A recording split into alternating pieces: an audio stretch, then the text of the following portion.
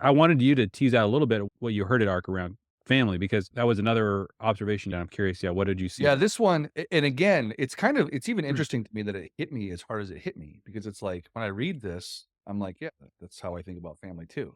Hmm. But it's another example of we just never talk about this stuff anymore. We never Yeah. actually promote it anymore. So at one point, there was like a panel and they were talking about kind of what ARC is, right? They were talking about like, why does this thing exist? And essentially a think tank. You can think of it that way. You bring all these thinkers together, and you really just try to come up with some sort of coherent vision that people can get behind and say, yeah, and then how does that vision relate to your government in the United States and your government in the UK? And how does it relate to different policies that might be at place and whatnot?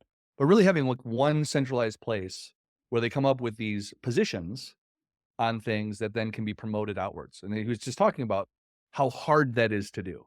He Hmm. was like, because in any one of these categories, there's, thousands of different ways. And so they Yeah. sit there for hours and hours and hours and, anguish over how to define these things. And he talked about they were coming up with a policy on family.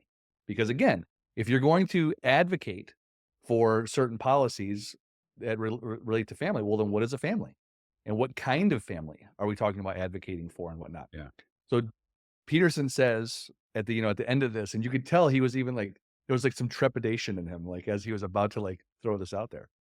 He said, the ARC policy on family is to promote stable, committed, monogamous, heterosexual, childbearing families. Woo! Yeah. Don't feel like fighting words now. You know what I Yes. mean? Like that was just, it was, I mean, it took me off, it took my breath away to hear it and just be like, oh yeah, that's right. That at one point was the ideal. Right. We've lost that ideal. And now it's really encouraging to hear some, and I think it's important. Let me just say this. This is the trick with ideals is look, whenever we're talking about the ideal, every one of us is going to fall short to Right. some degree, right? Yes. It doesn't mean we shouldn't talk about it. Right. It doesn't mean we shouldn't promote it. It doesn't mean we shouldn't teach it. Yes. We should constantly be measuring ourselves Yeah. against the ideal and knowing where we're not up. I think what ends up happening is for somebody to hear, whatever the ideal is, this definition of family. And then it's like, oh, now you find one person who doesn't, and One it's like, exception. you Yeah. can't talk about that. You can't talk about that because no, no, no. We're all flawed. We're all faulty. But you know what? If I'm going to put a definition for what the ideal of family is out Right. there, let's use this one, Right. right? That's And right. and it was really refreshing to hear it. Yeah. Without ideals, there is no wisdom. Without ideals, there is no compass. Without ideals, we don't know what we're shooting at. And so I think a lot of people would rather everyone wander in the dark than anyone feel judged. And that is a That's mess right. for the next generation. We have to be promoting ideals and be doing it in a graceful way and be doing it in a way that says, look, yeah, we all fall short, but that doesn't negate the fact that that is the ideal. And so, yeah, this fight over what is ideal. And obviously the statement in that definition that's gonna raise the most eyebrows is, childbearing. Like, to even suggest that a marriage, ideally is a childbearing institution, is to court a lot of pushback from people who have bought into the belief that individual freedom is the highest value in all the world.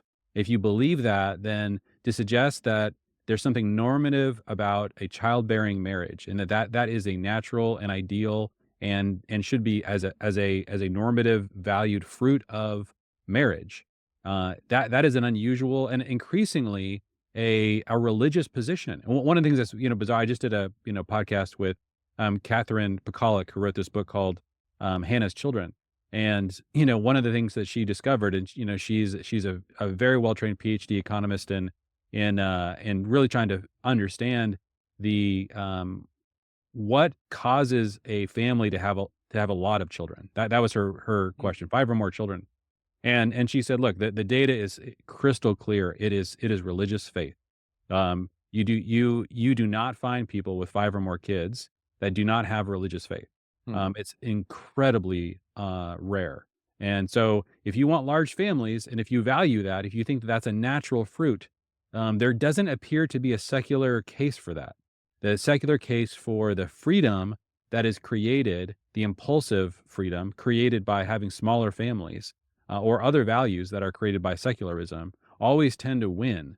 And this is why you find anywhere where there are secular cultures that are growing, you have fertility rate just plummeting below replacement rate. And the only exceptions to that are these sort of religious communities within Yes. different groups. So that's one that just really is fascinating to me, that I know that there's a lot of people that are agnostic and not believers in any religion that were part of ARC, and the fact that they got childbearing in there is really really surprising to me. Well, it was definitely it's interesting the religious kind of undertone Hmm. of the conference. Um, if you didn't know any better, you would have assumed it was a Christian conference, Okay. Yeah. right? You just would have, right? Yeah.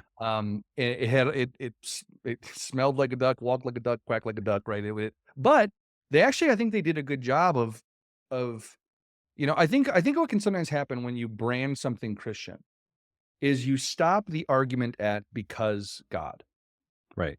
Instead You have to of make a data driven argument. there you go. Instead Yeah. of saying, "No, it's actually better for society, it's actually Yeah. better for human flourishing, it's better for all of these things." And I think that that's what they did. They never stopped at, "Well, because it says the Bible Right. says that." It was always, "Oh, guess what? We actually did some research and we actually found out, right, that this is Yeah. actually better," right? Like population collapse, for example. You know, the idea that human freedom to wait until you're having children is the ultimate, freedom that we want to express and promote.